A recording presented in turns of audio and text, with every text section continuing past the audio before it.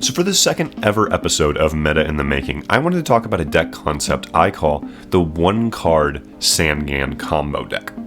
Now this may look like a good stuff mash deck, and that's because it kind of is. We've reached a point in the game where everything's kind of archetypal based, but Sangan can accomplish about as much as any archetypal normal summon can. And the big benefit is Sangan doesn't lock you into anything. A lot of normal summons will lock you into an archetype or a specific typing, maybe an attribute. The worst thing Sangan can lock you into is not being able to summon link monsters. And one of the craziest parts is just how consistent this deck is. It may not look like it, but you have so many ways to combo. Sangan may be your primary normal summon, but you also have Plague Spreader Zombie, which can sometimes be even better because any card that you may be playing that's a Garnet can get put back into your deck, and you can also play Small World in order to search anything you want at any time. Anyway, I'm sure at this point you are plenty tired of me just talking about how good Sangan is as a normal summon, and you want to actually see some combos for yourself. Well, don't worry, I've got plenty of insane Sangan combos to show you. So our first combo here requires just Sangan and nothing else, and this combo will end you on 3 negates. So before we go any further, it is worth noting that Sangan at one point did get an errata. You can no longer use its effect multiple times per turn, and the card that you search cannot activate its effects on the same turn, but we have a specific way to get around this.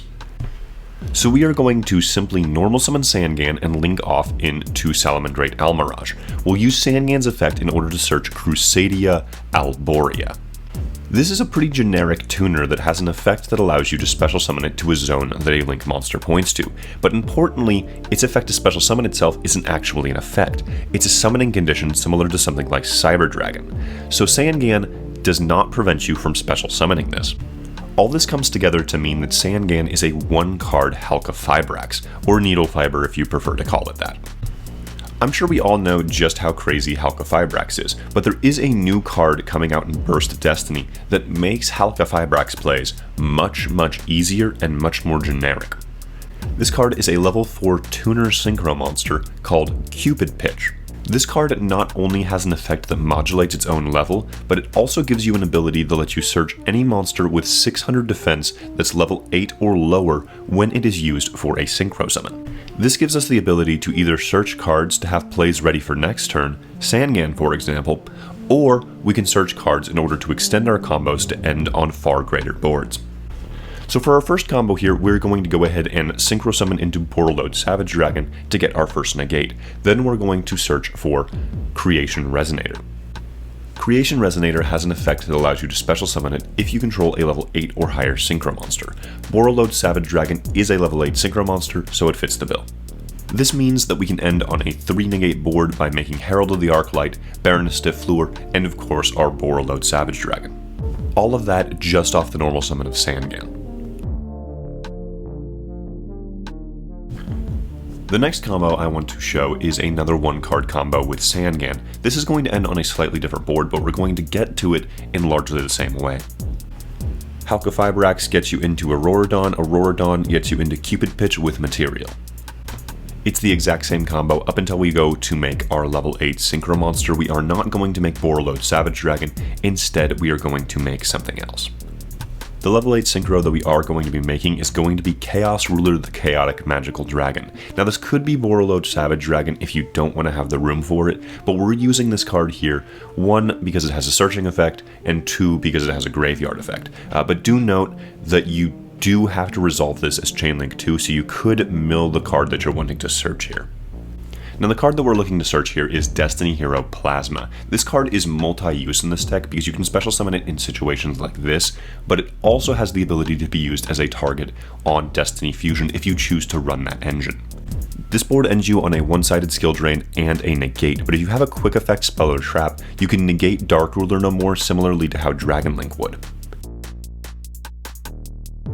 Our next combo is a one-card combo using Sangan and any level 3 extender, and this combo more to me shows the extra utility that Sangan provides over any other card that could be used as a one-card Halqifibrax. What we're going to do is we're going to make the BA link. Since Sangan is a level 3, this will allow us to send Aquamancers so we can get into the Brave token package. Sangan does not use his effect on normal summon, so we can run the Brave token engine as much as we want. Plague Spreader Zombie also provides this utility since its effect is a grave effect. The Brave token engine really is this deck's best friend, and the reason that I think that Sangan is the best normal summon 1-card Halqifibrax in the game right now, or once we get the Brave token package in the TCG. In general, this 2-card combo just ensures that you're going to be able to end on at least one negate, whether that be doing your Sangan combo or using the Brave token stuff. Your opponent's going to have to negate both if they're going to stop you completely. And even if they do stop both, if they have 2 hand traps, that is pretty relative. You do still have 3 cards in hand. That's what I like so much about this deck. It's like Attic Nister, but you can play whatever you want. You can just load it up with trap cards, extra extenders, power cards, anything really. The other thing that I haven't really mentioned yet is if you draw any of your combo pieces that you would regularly search, you can just search something else. Like Sangan can search hand traps, Cupid Pitch can search Sangan, so you have a Sangan ready for next turn. It's really crazy just how much utility you have simply because you are using these generic cards. So I have 2 more combos left to show. This one is going to be another going first 1-card combo with Sangan. The last combo is going to be a 1.5 card combo for going second. This combo is pretty simple. What we're looking to do here is we're looking to end on Abyss Dweller and 1 negate. I felt this combo was necessary to show simply because of how effective Abyss Dweller is against certain matchups. It's kind of like Lancia, where if you drop it on certain matchups, they just kind of are forced to pass, and if you have it plus 1 negate, it's essentially a floodgate that's protected. So knowing this combo is going to be really good, kind of regardless of whether or not you choose to play it, because you could even just go ahead and side Abyss Dweller, because it doesn't change anything that you're playing in the main, you just need to play it in the extra deck in order to be able to do it. This also works as a good segue to show that Saravius is searchable in this deck, and Saravius is a hand trap that can protect any of your monsters from targeting effects such as Effect Failure or Infinite Impermanence. So it is a good budget option to replace something like Crossout Designator. The last combo I have here is a 1.5 card combo for going second. It's just a really easy way to do some damage and remove some cards with Sangan. I call it a 1.5 card combo because to do it, you only need 1 card in hand alongside Sangan, but if you have an additional one, you get an extra layer of removal, and if it happens to be an Aquamancer, you can go ahead and OTK with it. It's really simple. We're just going to use the normal line in order to go into Halqifibrax, then we'll summon a Plague Spreader Zombie from deck, and then go into Nightmare Unicorn. I also wanted to point out that this combo isn't affected at all by certain floodgates. There can only be 1, for example, doesn't hurt this combo at all. So you can stun your opponent on their turn with there can only be 1, and then proceed to OTK them through the normal summon of Sangan on your turn. So what we're doing here is we are going to make an access code that has a guaranteed 3 pops, something similar to what a Cyberse deck would do. However, unlike a Cyberse deck, we're able to make Nightmare Unicorn along the way. That ensures that we have 4 ways to get rid of cards. However, if we have Aquamancer in hand, that ensures that we have 5. And we can OTK if we use the Aquamancer for the effect of Nightmare Unicorn. And once again, we're doing this through minimal cards, so there's a good chance that even if we don't have Aquamancer, we're either going to have follow-up or going to have some way to OTK our opponent either way, or we have cards in hand that will ensure that our combo goes through. I hope I made a case for this 1-card Sangan combo deck concept. I think it's really good. It may not be like the most insane normal summon in the game. I think there are some that are like way better, like Armageddon Knight, for example. But the difference is Sangan doesn't lock you into anything, and it may be one of the most generic cards in the game, since you can just normal summon it, go into your Almirage, then search any card with 1500 or less attack.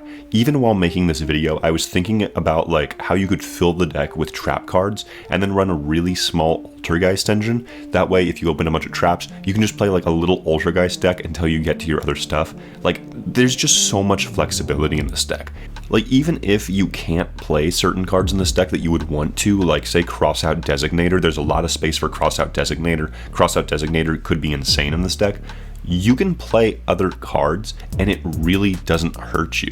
You just play what you want and what you think could be good, which could make this just like a really optimal anti-meta strategy. But yeah, that's why I chose this deck for Meta in the Making.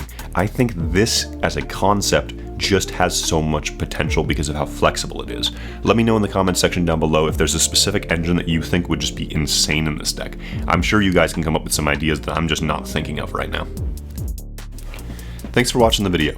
Discord server link is in the description, and don't forget to like, comment, and subscribe.